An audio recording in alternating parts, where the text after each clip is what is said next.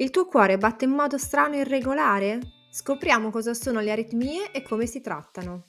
Salve a tutti, sono il dottor Placentino Filippo, sono un cardiologo e aritmologo e oggi vi parlerò delle aritmie cardiache. Cosa sono le aritmie? Le aritmie sono un gruppo molto vasto di alterazioni del ritmo cardiaco dove il cuore può battere più velocemente, in tal caso parleremo di tachicardia, più lentamente, in tal caso parleremo di bradicardia, ma esistono anche le aritmie normofrequenti, dove la frequenza cardiaca è compresa tra 60 e 100, ma il cuore batte in maniera irregolare. Qual è l'aritmia più frequente?